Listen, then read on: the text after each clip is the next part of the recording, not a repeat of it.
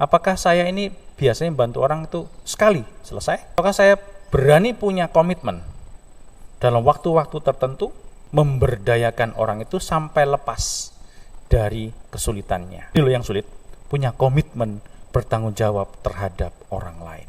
Lah, orang kaya tadi itu tidak punya itu, meskipun dia tidak berbuat jahat, tetapi dampaknya fatal bagi hidupnya. Itu yang mau dikatakan oleh Injil ini.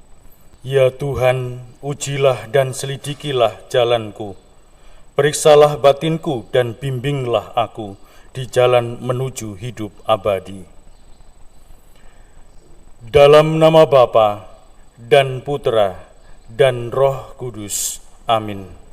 Rahmat Tuhan kita Yesus Kristus, cinta kasih Allah, dan persekutuan Roh Kudus besertamu dan sertamu juga. Para saudara terkasih, terus-menerus kita diingatkan akan kasih Allah yang dianugerahkan kepada kita, agar kita senantiasa tahu apa yang harus kita perbuat untuk menjawab tawaran kasih Allah ini dalam hidup kita. Dan tawaran itu ditawarkan kepada kita melalui hidup orang lain. Nah, itu mari di awal Ekaristi ini kita hening dulu sejenak. Kita lihat kembali hidup kita, bagaimana sikap kita terhadap orang-orang terdekat kita dan juga mereka yang berkekurangan di sekitar kita. Marilah kita berdoa.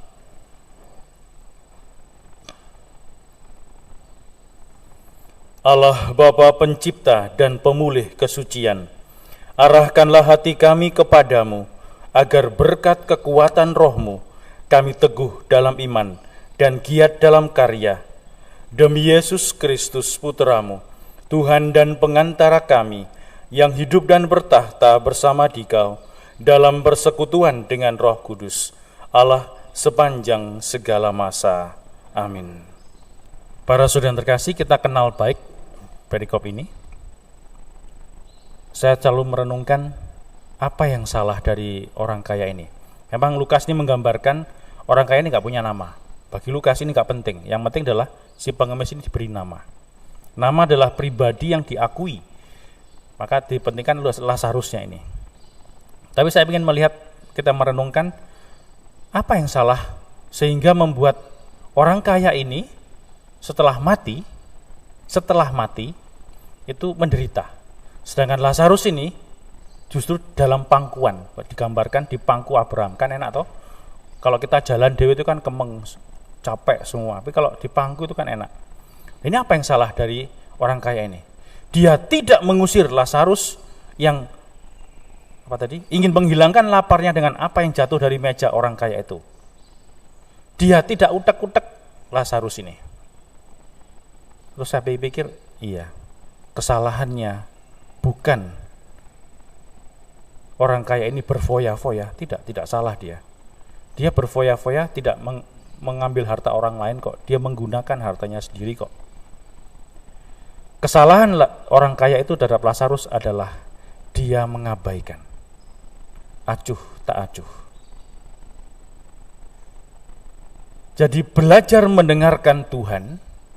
Minggu-minggu ini kita belajar mendengarkan Tuhan. Kan minggu lalu, hari Minggu itu kan, inilah putra yang kukasihi, dengarkanlah dia. Hari Senin kemarin kita dikatakan orang yang bermurah hati, suatu takaran. Masih ingat ya? Saya gambarkan dengan kalau beli beras ada centung, kalau kami bilang tuh centung ada takarannya tuh. Nek orang cerai pelit tuh kan diperes gitu. Kalau yang ditambahi sampai luber. Nah, orang kaya ini dia membiarkan apa yang lebih itu sampai di Lazarus. Tetapi yang salah adalah mengabaikan, tidak mempedulikan. Tidak salah, tidak jahat loh ini orang kaya ini. Untuk bisa berbuat dosa, kita tidak perlu berbuat jahat pada orang. Abaikan saja orang lain. Selesai. Maka tidak mendengarkan Tuhan itu sama dengan mengabaikan orang lain, terutama yang membutuhkan. Biasanya kan gitu toh. Terserah Romo, aku wis jengkel sama dia, aku sudah jengkel sama dia. Saya sudah memberitahu dia berkali-kali tapi tidak direken. ya sudah, mau nungging, mau dilungup, mau jatuh, mau sakit, terserah dia. Apakah ini jahat? Tidak, sama sekali tidak jahat. Apakah berbuat baik? Juga tidak. Tetapi ini melawan cinta kasih, mengabaikan orang. Jadi para saudara terkasih, persoalannya adalah berat di sini. Pada saat kita tahu orang itu butuh bantuan kita, tahu bahwa dia perlu sesuatu, tetapi kita tidak mau mendengarkan. Mendengarkan itu, maka itu hari Selasa kemarin kita belajar, kita mendengarkan itu tidak hanya sekedar, oh iya tahu ya, oh iya sana itu kok, kasihan dia ya, selesai. Mata melihat, telinga mendengar, selesai. Tidak. Harus berpikir, merenungkan, lalu sampai pada tindakan apa yang bisa kubuat untuk mereka. Maka jangan membantu, maka Bapak Uskup kita ini menegaskan, oke, tindakan karitas membantu orang sekali, oh iya kita beri bantuan, selesai, bagus banget. Tapi mempedulikan orang itu berarti secara periodik memperhatikan orang ini. Maka Bapak Uskup mengatakan, mari kita beralih dari tindakan-tindakan karitas kepada pemberdayaan. Ngopeni orang anak sekolah yang putus sekolah. Ngopeni membuka lapangan-lapangan pekerjaan baru. Membantu orang-orang itu menemukan apa yang bisa dia buat untuk membantu perekonomian, ekonomi keluarganya. Hal-hal simpel yang membuat orang tidak lagi bagi yang orang kaya yang membantu itu, selesai, hutangku udah lunas, aku sudah berbuat baik, gitu. Tidak. Tanggung jawab kita terhadap materi, apa yang sudah kita terima dari Tuhan untuk orang lain. Nah, sekarang kita merenungkan. Tidak cukup orang hanya membantu, tetapi apakah saya terus berani punya komitmen terhadap orang lain? Orang lain menjadi tanggung jawab saya. Semakin orang beriman, semakin orang solider terhadap saudara-saudaranya.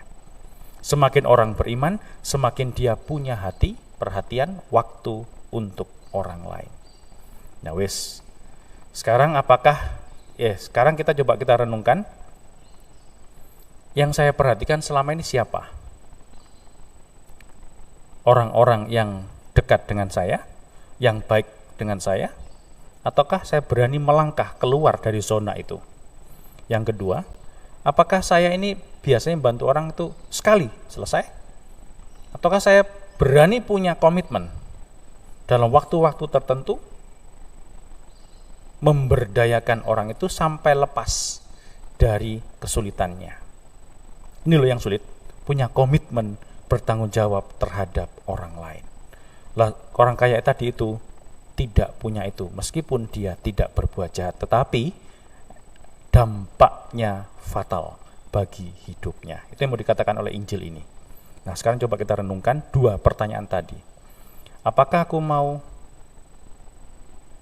selesai dengan satu tindakan baik, ataukah aku mau berkomitmen untuk terus-menerus? Siapa yang selama ini kuperhatikan? Orang-orang terdekatku yang baik dengan aku saja, ataukah berani keluar dari zona itu, lalu melangkah pada hal kedua tadi, punya komitmen dengan hidup orang lain?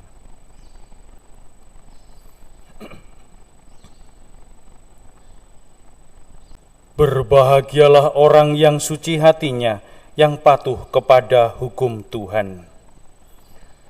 Marilah kita berdoa.